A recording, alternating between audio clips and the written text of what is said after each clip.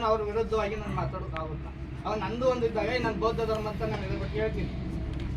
ಈಗ ಅವ್ರು ಹೇಳ್ದಂಗೆ ನಾನು ಹಿಂದೂನ ಬೌದ್ಧನ ಅನ್ನೋದು ನನಗೆ ಕನ್ಫ್ಯೂಸು. ನಾವು ಅನುಯಾಯಿಗಳೇ. ಈಗ ನಾವು ಬಾಬಾ ಸಾಹೇಬ್ನ ಅತಿ ಹೆಚ್ಚು ಪ್ರೀತಿಸ್ತೀವಿ, ಬುದ್ಧನ ಅಷ್ಟೇ ಗೌರವಿಸ್ತೀವಿ. ನಾವು ಅಂಗಡಿಲಿ ಬೌದ್ಧ ಇಟ್ಕೊಂಡಿದ್ದೀವಿ. ಈಗ ಬನ್ನೂರಲ್ಲಿ ಆ ಒಂದು ಇದರಲ್ಲಿ ಇವತ್ತು ನಾವು ಇಟ್ಕೊಂಡಿದ್ದೀವಿ. ಈಗ ಅವ್ರು ಹೇಳ್ದಂಗೆ ನಾವು ಹಿಂದೂನ ಬೌದ್ಧನ ನಾವೇನು ಹೇಳ್ಬೇಕು? ಈಗ ಇದೊಂದು ಮಟ್ಟದಲ್ಲಿ ಆಮೇಲೆ ನಮ್ಮ ನಂಜನ ಹೇಳೋದು ಒಂದು ಟೀಮ್ ಲೆಕ್ಕಾಚಾರದಲ್ಲಿ ನನ್ನ ಅಭಿಪ್ರಾಯ ಏನಂದ್ರೆ ಚಿಕ್ಕನಾಗಿದ್ರೆ ಆರ್ಥಿಕವಾಗಿ ಈಗ ನಾವು ಸ್ವಲ್ಪ ಸಬಲ್ರೆ, ನಾವು ಯಾವುದರಲ್ಲಿ ಇದಿಲ್ಲ, ಎಲ್ಲ ಸ್ವಲ್ಪ ಅದರಲ್ಲಿ ಕಡಿಮೆ ಮಟ್ಟದಲ್ಲಿದ್ದೀವಿ. ತಾಲೂಕು ಮಟ್ಟದಲ್ಲಿ ಅಫಿಷಿಯಲ್ಸ್ ಯಾರಿದ್ದಾರೆ ಅವ್ರನ್ನೇ ಒಂದು ಟೀಮ್ ಮಾಡಿದ್ರೆ ಆರ್ಥಿಕವಾಗಿ ಒಂದು ಅವ್ರ ಕಡೆಯಿಂದ ಒಂದು ಹಳ್ಳಿ ಕಡೆಯಿಂದ ಬರುವಂಥವ್ರಿಗೆ ಅವ್ರನ್ನ ಕರೆದು ನಾವು ಗಮನದಲ್ಲಿ ಇಟ್ಕೊಂಡಾಗ ವಿದ್ಯಾವಂತರು ಆಯ್ತು, ಅವರಪ್ಪ ಇವರೆಲ್ಲ ನಮ್ಮವರು ಒಳ್ಳೊಳ್ಳೆ ಕೆಲಸದಲ್ಲವ್ರೆ, ಇವ್ರು ಹೇಳ್ದಂಗೆ ನಾವು ಹೇಳವ. ನಾಳೆ ದಿನ ಒಂದು ಸ್ಟೇಷನಲ್ಲಿ ಒಂದು ಗಲಾಟೆ ಇರ್ತಂದ್ರೆ ಒಂದು ಹೇಳ್ಬೋದು ಇವ್ರನ್ನ, ಅವ್ರಿಗೆ ಗೊತ್ತಿರುತ್ತೆ ಜ್ಞಾನ. ಅವಾಗ ಒಂದು ಸ್ಟೇಷನ್ ಇವತ್ತು ನಾವು ಹೊಡೆದಾಡ್ಕೊಂಡು ಅಟ್ರಾಸಿಟಿ ಕೇಸ್ ಕೊಟ್ಟರೆ ಯಾರು ಮನೆ ಕೊಡಲ್ಲ. ಆ ಒಂದು ವಿಚಾರದಲ್ಲಿ ನಮ್ಮವ್ರು ಒಂದು ತಾಲೂಕು ಮಟ್ಟದಲ್ಲಿ ನಮ್ಮ ಟೀಮ್ ಅದೇ ಅಂದಾಗ ಯಾಕಂದ್ರೆ ಅದೆಲ್ಲ ಬುದ್ಧಿವಂತ ಇರ್ತಾರೆ, ತಿಳ್ಕೊಂಡಿರ್ತಾರೆ, ಅಫಿಷಿಯಲ್ಸ್ ಇರ್ತಾರೆ, ಅವ್ರಿಗೆ ಕಾನೂನು ಗೊತ್ತಿರುತ್ತೆ. ಅವಾಗ ನಮ್ಗೆ ಏನಾದ್ರು ಸಮಸ್ಯೆ ಆದಾಗ ನಮ್ಮ ಇದೈತೆ ಸರ್, ನಮ್ಮ ಸಭಾ ಐತೆ, ಬನ್ನಿ ಹೋಗೋಣ ಫಸ್ಟ್ ಅವ್ರು ಮಾತಾಡೋದು, ಅವ್ರ ಸಜೆಷನ್ ತಗೊಂಡು ಸ್ಟೇಷನ್ ಹೋಗೋಣ. ಆ ಮಟ್ಟಕ್ಕೆ ಹೋದ್ರೆ ಒಂದು ಉತ್ತೇಜನ ಆಗ್ಬೋದೇನೋ ಅನ್ನೋದು ಅಷ್ಟೇ ನನ್ನ ಅಭಿಪ್ರಾಯ. ನಮಗೆ ಆರ್ಥಿಕವಾಗಿರೋದನ್ನ ಫಸ್ಟ್ ನಾವು ಹೇಳ್ತಾರೆ, ಅಫಿಷಿಯಲ್ಸ್ನ ಫಸ್ಟ್ ನಾವು ಕರಿಬೇಕು ಅನ್ನೋದಷ್ಟೇ ನಮ್ಮ.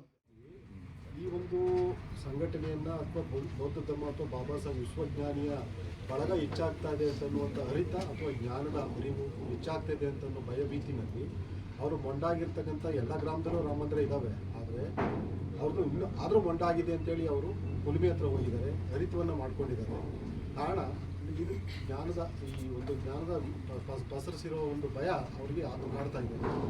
ಆದರೆ ವಿದ್ಯಾವಂತ ಸಂಖ್ಯೆ ಹೆಚ್ಚಿರ್ತಕ್ಕಂಥ ನಮ್ಮ ತಾಲೂಕಿನಲ್ಲಿ ಇದು ಅವರು ಹೇಗೆ ಇದಾದರೂ ಇದು ರಾಜ್ಯದಲ್ಲಿ ಇದು ವಿಭಿನ್ನವಾದ ಕ್ಷೇತ್ರವಾಗಿ ಉಳ್ಕೋಬೇಕು, ಕಾಣಬೇಕು ಅನ್ನೋದಾದರೆ ನಾವು ಈ ರಾಜ್ಯಕ್ಕೆ ಮೊದಲಿದ್ರಾಗೆ ಕಾಣೋಣ. ದಯಮಾಡಿ ಬುದ್ಧಿಸಮ್ನಲ್ಲಿ ಏನಿದೆ ಬುದ್ಧರ ತತ್ವಗಳನ್ನ ಆಚರಣೆ ಮಾಡೋದ್ರ ಮೂಲಕ ಎಲ್ಲರನ್ನೂ ನಾವು ಒಂದು ಮೇಲೆ ತರಬಹುದು, ಇಲ್ಲ ಅಂತಲ್ಲ. ಆದರೆ ಇದು ಭಾಳ ಸೂಕ್ಷ್ಮವಾಗಿದೆ. ಅದನ್ನು ತಿಳಿಸ್ಕೊಡುವಲ್ಲಿ ನಾವು ಎಡುತ್ತಾ ಇದ್ದೀವಿ ಅಷ್ಟೇ ಜನಗಳಿಗೆ, ನಮ್ಮ ಬಂಧುಗಳಿಗೆ, ಸ್ನೇಹಿತರಿಗೆ. ಇಲ್ಲಿ ನಾವು ಎಡುತ್ತಾ ಇರೋ ಜಾಗಗಳನ್ನ ಸರಿಯಾಗಿ ನಾವು ಕೂತ್ಕೊಂಡು ಒಂದು ಅರ್ಧ ಗಂಟೆ ಯೋಚನೆ ಮಾಡೋದೇ ಆದರೆ ಇದು ದೊಡ್ಡ ವಿಚಾರ ಅಲ್ವೇ ಅಲ್ಲ. ಯಾವುದೂ ಕೂಡ ಪ್ರಮುಖ ಆಗೋದಿಲ್ಲ. ಯಾವುದು ಹಣಕಾಸು ಆಗಲಿ, ಮತ್ತೊಂದು ಆಗಲಿ, ಏನೇ ಆಗಲಿ, ಇಲ್ಲಿ ನಾವು ಬರಬೇಕಾದ್ರೆ ಆ ಮನಸ್ಸು ಮಾಡಿದ್ದೀವಲ್ಲ ಅದೇ ಪ್ರಮುಖ ಆಗ್ತದೆ. ನಾವು ಮನಸ್ಸು ದುಡ್ಡಿರೋರೆಲ್ಲ ಮನೇಲಿ ಇದ್ದಾರೆ, ಆದರೆ ನಮ್ಮ ಹತ್ರನೂ ದುಡ್ಡಿದೆ ಇಲ್ಲ ಅಂತಲ್ಲ. ಆದರೆ ಮನಸ್ಸಿತ್ತು, ಆ ಕಾರಣಕ್ಕೆ ಇಲ್ಲಿ ಬಂದಿದ್ದೀವಿ. ಉತ್ತರ ಕಡೆಯಿಂದ ಮುಖ ಮಾಡಬೇಕಾದ್ರೆ ಮನಸ್ಸು ಭಾಳ ಮುಖ್ಯ ಆಗ್ತದೆ. ದಯಮಾಡಿ ಈ ಮನಸ್ಸು ಯಾವ ಒಂದು ಮನಸ್ಸು ಪ್ರತಿಯೊಂದು ಕದಡೆ ಇರುವಂಥ ಮನಸ್ಸುಗಳನ್ನ ತಿಳಿಗೊಳಿಸುವಂಥದ್ದು ಮೊದಲನೇದಾಗಬೇಕು. ಆ ಒಂದು ಕಾರ್ಯಕ್ರಮಕ್ಕೆ ಹೆಚ್ಚಿನ ಸಂಖ್ಯೆಯಲ್ಲಿ ಒಂದಷ್ಟು ಯುವಕರನ್ನ ಸೇರಿಸಿ ಆ ಮನಸ್ಸುಗಳನ್ನ ತಿಳಿಗೊಳಿಸುವಂಥ ಕಾರ್ಯಕ್ರಮ ಕೊಟ್ಟು ಆಮೇಲೆ ವಿಲೇಜ್ಗಳ ಕಡೆ ಮುಖ ಮಾಡಿ ಖಂಡಿತ ಸಕ್ಸಸ್ ಆಗ್ತೀವಿ. ಈ ತಿಳಿಗೊಳ್ಳದೇ ಇರೋ ಮನಸ್ಸಿಗೆ ನಾವು ಎಷ್ಟೇ ಹೋದರೂ ಕೂಡ ಅದು ಇನ್ನೂ ಕದಡುತ್ತೆ ಹೊರತು ತಿಳಿಗೊಳ್ಳೋದಿಲ್ಲ. ಆ ನಿಟ್ಟಿನಲ್ಲಿ ಪ್ರಯತ್ನ ಮಾಡಿ ಖಂಡಿತ ಒಳ್ಳೆಯದಾಗ್ತದೆ. ನಾವು ಈ ರೀತಿಯಲ್ಲಿ ಯಶಸ್ಸು ಕಾಣ್ತೀವಿ. ನಾವು ಮೊಮ್ಮಕ್ಕಳಾಗಿರೋದಕ್ಕೂ ಕೂಡ ಬಾಬಾ ಸಾಹೇಬ್ಗೆ ಒಂದಿಷ್ಟು ಅಳಿದ ಸೇವೆ ನಾವು ಖಂಡಿತ ಸಲ್ಲಿಸ್ತೀವಿ ಅನ್ನೋದು ನಾವು ಯಾರು ಮುಂದ್ಕೊಯ್ತಾ ಇಲ್ಲ. ಮುಂದಕ್ಕೆ ಹೋಗ್ಬೇಕು ಅಂದರೆ ನಮಗೆ ಹಣದ ಕೊರತೆ ಇದೆ. ಮೇನ್ ಇಂಪಾರ್ಟೆಂಟು ನಮಗೆ ಹಣದ ಕೊರತೆ. ಎಲ್ಲೇ ಹೋಗ್ಬೇಕಾದ್ರೂ ನಮ್ಗೆ ಹಣ ಬೇಕು. ಈ ಹಣನ ಸಂಪನ್ಮೂಲನ ಯಾವ ರೀತಿ ಕೂಡಿಸ್ಬೇಕು, ಇದನ್ನ ಮೂಲಭೂತ ಸೌಕರ್ಯನ ಫಸ್ಟು ನಾವು ಆ ಮೂಲನ ಕಂಡುಹಿಡಿಬೇಕು. ಆ ಕಂಡಿಡ್ಕೊಂಡಾಗ ಮಾತ್ರ ನಾವು ಈ ಸಂಘಟನೆ ಮುಂದಕ್ಕೆ ತಳ್ಕ ಹೋಗೋಕ್ಕೆ ದಾರಿ. ಅಲ್ಲದ್ರೆ ನಾವು ಯಾವತ್ತಿದ್ರು ಹಿಂದಕ್ಕೆ ಬರ್ತಾ ಇರ್ತೀವಿ, ಇನ್ನೂ 10 ವರ್ಷ ಆದ್ರೂ ಹಿಂದಕ್ಕೆ ಬರ್ತಾ ಇರ್ತೀವಿ. ನೋಡಿ, ಇದಕ್ಕೆ ಮೊದಲು ಒತ್ತಾದನೆ ಕೊಡಿ. ಯಾರ್ಯಾರಲ್ಲಿ ಆರ್ಥಿಕವಾಗಿ ನಾವು ಅದರಲ್ಲೇ ತೊಂದರೆ ಆಗಿರೋದು. ಹೋರಾಟಕ್ಕೆ ನಿಂತ್ಕೋಬೇಕು ಅಂದ್ರೆ ನಮ್ಗೆ ಹಣದ ಕೊರತೆ.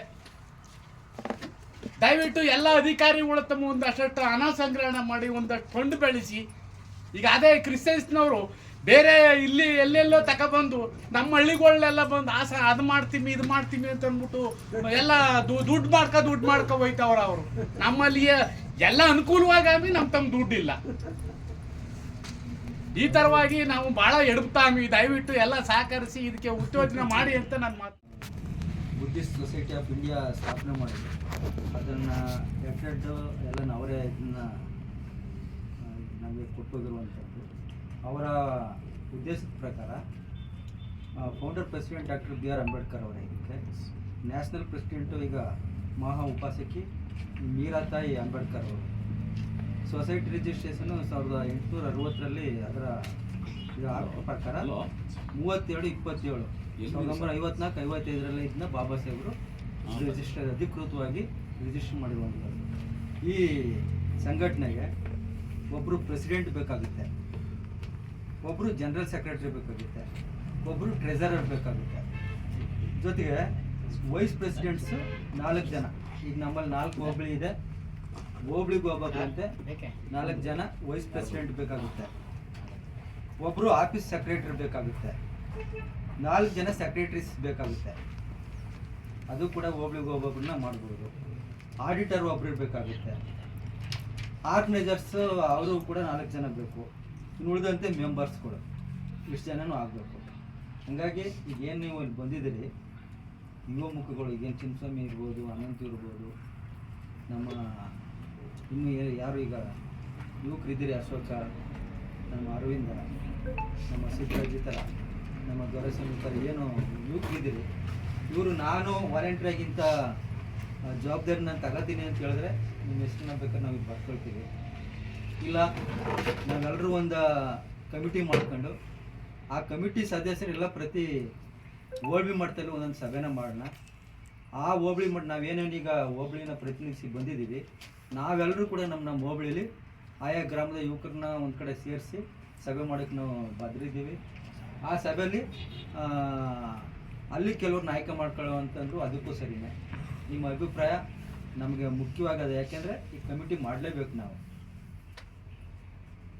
ಇಲ್ಲಿ BSI ಯೂತ್ ಹಿಂಗೆ ನಾವು ಸ್ಥಾಪನೆ ಮಾಡಬೇಕು ಅಂತಂದರೆ ನಮಗೆ ಸದಸ್ಯರು ಬೇಕು.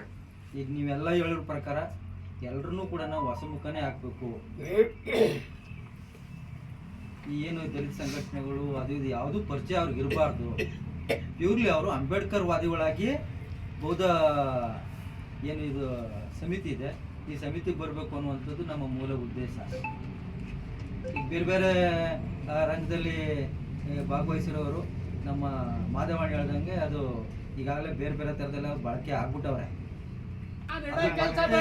ನಾವು ಮುಂದಕ್ಕೆ ಜಾಗೃತಿಯಾಗಿ ಹೋಗ್ಬೇಕು ಅಂದ್ರೆ ಹೊಸದಾಗಿ ಎಲ್ಲನೂ ಹೊಸದಾಗಿ ಮಾಡಿ. ದರ್ಶನ್ ಸರ್ ಸಂಘಟನೆ ಫೇಲ್ಯೂರ್ ಆಗೋದು ಏನ್ ಕಾರಣನೇ ಅದು. ಹಂಗಾಗಿ ಅದನ್ನ ಹೇಳೋದು ಬೇಡ. ಈಗ ರಾಜಕೀಯ ಬೇಕಾಗಿಲ್ಲ. ನಾನು ಬೌದ್ಧರ ಮತಗಳನ್ನು ಪಡ್ಕೊಂಡು ಬೌದ್ಧ ರಾಜಕೀಯ ಮಾಡ್ತೀನಿ ಅಸೆಂಬ್ಲಿಲಿ ಅಂತ ಅವರು ಒಂದು ನಿರ್ಣಯ ಕೊಂಡ್ಕೊಂಡಿದ್ದಾರೆ. ಅದು ಗಟ್ಟಿಯಾಗಿದ್ದಾರೆ, ಅವ್ರ ಗಟ್ಟಿ ನಿಲುವಿದೆ, ಬದ್ಧತೆ ಇದೆ, ಬುದ್ಧಿವಂತರಿದ್ದಾರೆ. ನಿಮ್ಮೆಲ್ಲರೂ ಸಹಕಾರ ಅವ್ರಿಗಿದ್ರೆ ಇಡೀ ರಾಜ್ಯದಲ್ಲಿ ಕಟ್ಟಬಾರ್ದು. ನೆಕ್ಸ್ಟ್ ಅವರು ಒಂದು 25-30 ಸೀಟ್ಗಳನ್ನು ಧಾರ್ಮಿಕ ಕಟ್ಟಬೇಕು ಅಂತ ಆಲೋಚನೆ ಮಾಡ್ತಾರೆ. MLAಗಳನ್ನ ಬೌದ್ಧರ್ಮರಾಗಿ ನಿಲ್ಲಿಸಬೇಕು ಅಂತ. ಅದಕ್ಕೆಲ್ಲರೂ ಸಹ ಮಳವಳ್ಳಿಯವರು ಪ್ರತಿಯೊಬ್ಬರು ಸಹ ನೀವು ಏನೇನು ಸಾಧ್ಯ ಇರೋ ನಾಲೆಡ್ಜು ಏನೇನು ಕೊಡ್ತಿರೋ ಅದೆಲ್ಲನೂ ಅವ್ರಿಗೆ ಅವ್ರ ಹೆಗಲ ಮೇಲೆ ಹಾಕಿ ಒತ್ಕೋತಾರೆ. ಸಪೋರ್ಟ್ ನಿಂತ್ಕೊಳ್ಳೋಣ. ಒಂದು ಧಾರ್ಮಿಕವಾಗಿ ನೆಕ್ಸ್ಟ್ ನಾವು ಏನೂ ಕೊಡ್ಬೇಡಿ. ಬುದ್ಧರು ಕೂಡ ಆಗತ್ತೆ, ನಮ್ಮಲ್ಲಿ ಏನೂ ಇಲ್ಲ. ಬುದ್ಧರು ಕೊಡೋಷ್ಟಲ್ಲ, ನಾವು ಬಿಡ್ಬೇಕಷ್ಟೇ. ಬುದ್ಧ ಒಳಗೆ ಬಂದ್ಬಿಡ್ತಾರೆ. ಹೊಟ್ಟೆ ಕಿಚ್ಚು, ಹಸುವೆ, ದ್ವೇಷ, ನಾನತ್ವ ಬಿಡ್ಬೇಕು. ಈ ಬಿಟ್ಟಾಗ ನಾವು ಉದ್ಧಾರ ಆಗ್ತೀವಿ ಸರ್, ನಾವು ಸಮಾಜ ಕಟ್ಟಬಲ್ಲ. ಹಂಗಾಗಿ ಯೂತ್ಸ್ ಈಗ ದಯವಿಟ್ಟು ನಾವು ಒಂದು 50 ಇದ್ರೂ ಪರವಾಗಿಲ್ಲ ಸರ್. 50 ವರ್ಷದೊಳಗೆ ಇರೋರಿಗೆಲ್ಲರಿಗೂ ಸಹ ಹಳ್ಳಿಯಲ್ಲಿ ಸರ್, ಪ್ರತಿಯೊಂದು ಹಳ್ಳಿಲಿ ಎಲ್ಲರೂ ಮೆಂಬರ್ಶಿಪ್ ಮಾಡಿಸ್ಬೇಕು. ಈಗ ಅದ್ರ ತಕ್ಕನಾದಂಥ ಒಂದು ಕೈಪಿಡಿಗಳು ತಯಾರಾಗ್ತವೆ. ಒಂದು ದೊಡ್ಡ ಕಾನ್ಸೆಪ್ಟ್ ರೆಡಿ ಆಯ್ತದೆ ರಾಜ್ಯದಲ್ಲಿ. ಒಂದು 25-35 ಕೈಟ್ ಪೀಡಿಗಳು ಎಂತೆಂಥ ಏನೇನು ಗೊಂದಲಗಳಿದೆಯೋ ಎಲ್ಲ 5 ಪೇಜು 10 ಪೇಜು ಪ್ಯಾಕೆಟ್ ಕ್ಯಾಲೆಂಡರ್ ಥರ ರೆಡಿ ಆಯ್ತವೆ ಪುಸ್ತಕಗಳು. ಎಲ್ಲರಿಗೂ ಯಾವ ಟೈಪ್ ಬೇಕೋ ಆ ಟೈಪ್ ಪುಸ್ತಕಗಳು ಓದ್ತವೆ, ವಿಚಾರಗಳು ತಲೆ ತುಂಬುತ್ತದೆ. ಮತ್ತು ಬೌದ್ಧರಿಗೆ ಯಾಕಾಗಿ ಹೋಗ್ಬೇಕು ಅನ್ನೋದಕ್ಕೆ ಒಂದು ರೆಡಿ ಆಯ್ತೈತೆ ಇಡೀ ಸ್ಟೇಟಲ್ಲಿ ಸರ್. ಸುಮಾರು 2 ವರ್ಷದಿಂದ 3 ವರ್ಷಗಳ ಕಾಲ ಈ ಸ್ಟೇಟಲ್ಲಿ ಆ ಬೌದ್ಧದ ಒಂದು ಕಾನ್ಸೆಪ್ಟ್ ರಥ ಅನ್ನೋದು ಇಡೀ ಪ್ರತಿಯೊಂದು ಹಳ್ಳಿಯಲ್ಲಿ ಚಲಿಸ್ತದೆ. ಇನ್ನು ಮುಂದೆ ಅದು ದೊಡ್ಡ ಗ್ರ್ಯಾಂಡ್ ಆಗಿ ಏನೀಗ ನಂಜನಗೂಡಲ್ಲಿ ತೇರಳಿಗಿದೋ ಅದೇ ಥರ ಹಳ್ಳಿಯಲ್ಲಿ ತೇರಳಿಯ ಮಟ್ಟಕ್ಕೆ ಬರ್ತದೆ. ಬೌದ್ಧರಾಗಿ ತೇರಳಿನ ಈ ಹಿಂದೂ ನಮ್ಮ ಜಾತಿ ಒಂದೂ ಬೇಕಾಗಿಲ್ಲ. ನಮಗೆ ಅಸಮಾನತೆ ಇದೆ ನನ್ನ ಜನ ಅಲ್ಲಿ ಇರೋಕ್ಕೆ ಬಾಬಾ ಸಾಹೇಬ್ ಒಪ್ಪಲ್ಲ. ಹಂಗೆ ನಾವು ಬೌದ್ಧರಾಗೋಣ. ಯುವಕರೆಲ್ಲ ಮೆಂಬರ್ಶಿಪ್ ಆಗಿ ಯುವಕರಿಗೆ ಜಾಸ್ತಿ ಮನೊಳಗಡೆ ಮಕ್ಕಳ ಜೊತೆ ಜಾಸ್ತಿ ಬುದ್ಧನ ವಿಚಾರಗಳು, ಅಂಬೇಡ್ಕರ್ ವಿಚಾರಗಳು, ಸಾಹೇಬ್ರು ಯಾರು ಹೇಳಿದ್ರು ಈಗ ಆರ್ಥಿಕ ಹಿಂದುಳಿದ ಏನು ಹೆಲ್ಪ್ ಮಾಡಬೇಕು ಅದೆಲ್ಲ ಸ್ಕೀಮ್ಗಳನ್ನು ಎಲ್ಲ ಕೂತ್ಕೊಂಡು ಮಾತಾಡ್ಕೊಳ್ಳೋಣ. ಎಲ್ಲ ನೀವು ಮಾತಾಡ್ಕೊಳ್ಳಿ, ನಿಮ್ಮ ಅನುಭವಗಳ ಹಂಚ್ಕೊಳ್ಳಿ, ಅದೇ ಥರ ಮಾಡೋಣ. ಹಾಗಾಗಿ ಇಷ್ಟು ಮಾತಾಡ್ಲಿಕ್ಕೆ ಅವಕಾಶ ಕೊಡುತ್ತೆ ನಿಮ್ಮೆಲ್ಲರಿಗೂ ಸಹ ನಾನು ಕೈ ಮುಗಿದು ನಾನು ಅಭಿನಂದನೆಗಳನ್ನು ಸಲ್ಲಿಸ್ತೀನಿ. ಮತ್ತು ಯುವಕರಾದಂಥ ದರ್ಶನ್ ಸಾಹೇಬರು ಸಹ ಇವತ್ತು ಒಳ್ಳೆ ಕೆಲಸ ಮಾಡಲಿಕ್ಕೆ ಇಡೀ ಸ್ಟೇಟಲ್ಲಿ ಯಾವುದೇ ನೋಡಿ ಸರ್, ಇಡೀ ದೇಶದಲ್ಲಿ ಯಾವನೊಬ್ಬ ಮಂತ್ರಿ ಮಗ ಆಸೆಗಳನ್ನು ಬಿಟ್ಟು ಧರ್ಮ ಬೆಳೆಸಕ್ಕೆ ಇದುವರೆಗೂ ಬಂದಿಲ್ಲ ಸರ್. ತೆಗೆದು ನೋಡಿ ಸರ್, ನೀವು ಹಿಸ್ಟ್ರಿ ತೆಗೆದು ನೋಡಿ. ಇವತ್ತು ಧರ್ಮ ಬೆಳೆಸೋದಕ್ಕೋಸ್ಕರ ನನಗೇನೋ ಬೇಕಾಗಿಲ್ಲ, ಧರ್ಮ ಬಳಸ್ತೀನಿ, ಧರ್ಮದ ಮುಖಾಂತರ ನಾನು ರಾಜಕೀಯಕ್ಕೆ ಹೋಗ್ತೀನಿ ಅಂತ ಬಂದಿರೋದು ಏಕೈಕ ವ್ಯಕ್ತಿ ಅಂದರೆ ದರ್ಶನ್ ಸಾಹೇಬ್ರು ಅಂತ ಹೇಳಕ್ಕೆ ನಾನು ಹೆಮ್ಮೆ